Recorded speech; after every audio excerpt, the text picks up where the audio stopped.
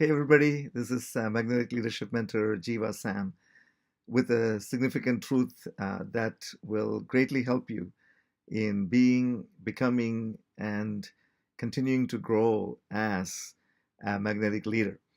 And today's teaching is actually based on a teaching that the greatest magnetic leader of them all, Jesus himself, taught his disciples. I'm going to read this to you first. It's from the Gospel of Mark, chapter 2, and verse 21. So pardon my eye looking sideways. Here's what Jesus says: No one sews a patch of unshrunk cloth on an old garment, otherwise the new piece will pull away from the old, making the tear worse. And verse 22: And no one pours new wine into old wineskins, otherwise the wine will burst the skins, and both the wine and the wineskins will be ruined. No, they pour new wine into new wineskins. And I want to focus on the second part of that verse 22 especially, when you may have heard this expression actually about pouring new wine into old wineskins and why that's not a very good idea. Well, as magnetic leaders, you're always looking for people who will receive, what you have to say, people who are drawn to you. But not only will people be drawn to you and receive what you say, but they'll actually act on it. They will allow it to have an impact on their lives. And one of the things that all leaders have to come to terms with is that the things that you release, the things that you teach other people, often people will nod their heads and they say, "Yeah, that's good. Amen, Pastor. Amen, Sister." But then they will do absolutely zilch about it.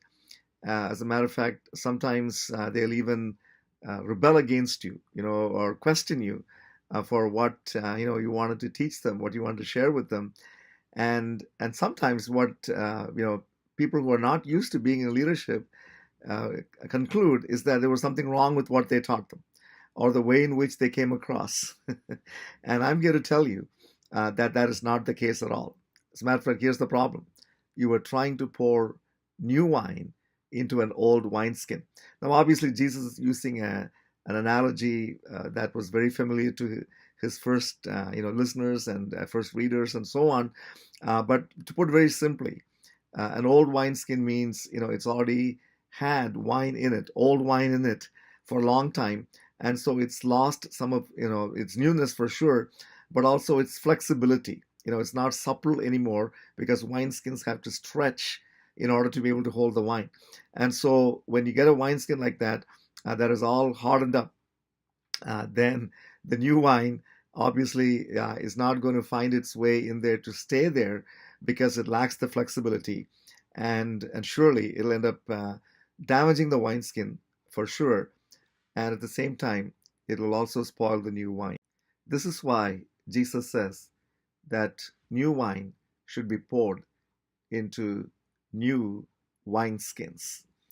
And friends, this is a lesson that most of us learn, from experience. Usually, they learn the hard way. I'll just give you a couple of very quick examples of how I've seen this play out, most recently in the kind of things that Sloja and I have devoted our lives to doing, and that is in terms of providing mentorship. In our magnetic leadership mentorship, we're always having people coming and saying, will you mentor us? Will you help us? And so on and so forth. And so, so we, always have like an initial session of just, chatting back and forth, finding out, what they're looking for, and to even see if we're a good match for them. Because most of the people that come to us, we end up that their expectations and what we offer, may not always match. And so we have to say, sorry, guys, we just can't see this working out. And in my mind, deep down, I'm thinking, they're asking me to put new wine into an old wineskin. I'm not going to do that, because when people come with preconceived ideas, of how something, should be done, of what we need to do for them, and so on. And I'll tell you where else it happens. It happens in our marriage mentorship process, where people come because what we offer, marriage mentorship, is really, I'm not going to say it's totally avant-garde because others do it, but people are so used to getting marriage counseling People are used to getting, advice, or go to their pastors, their professionals, and pay them by the hour, and get something back in return, or be part of a group or go to a conference. That when we present what we offer, which is, like, as you guys know that are familiar with us, which is 60 days of unlimited access to us, and mentorship, not just teaching, not just counsel, and definitely not any kind of psychological counseling, but we pull the spiritual roots out of you. We work with Holy Spirit to make that happen, and that concept, that process, um, is not always easily understood, by people. And so there are times when we've tried to do that process, with someone, who is very set in their ways of, what to expect, how things should be done, and so on.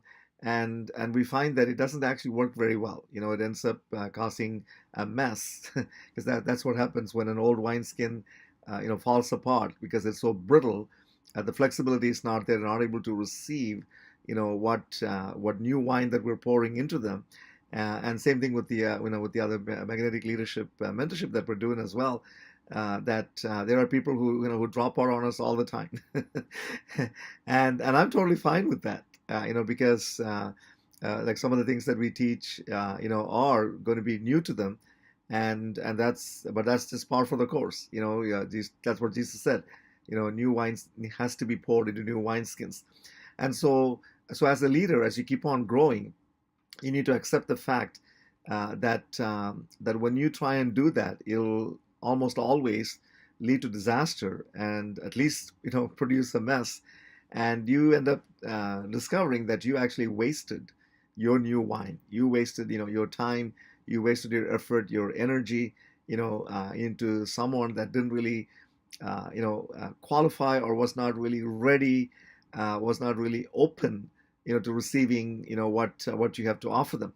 And so friends, keep this in mind. And by the way, is there hope for old wineskins? Yes, if they choose to become flexible, if they'll choose to be oiled and massaged and everything else, and get back their flexibility, then yes, they are capable of handling the new wine and really being productive, and receiving the blessing, and then being a blessing.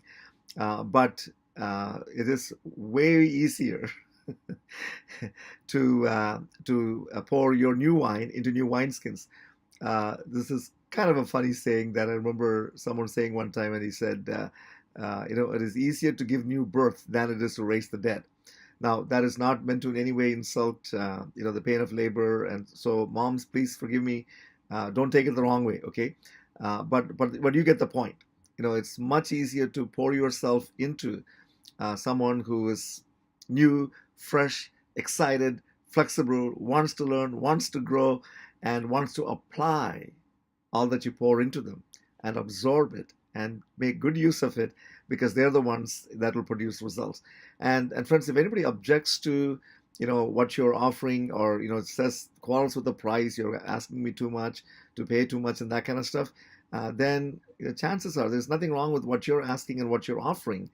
It is simply that you're trying to offer new wine to an old wineskin. Okay, so keep that in mind as you start, relating to other people, especially as you start sharing what God has deposited into you, into others, and especially when it's a new revelation for most people. It probably isn't for you or for a certain number of people, but it has that tinge of the new with it.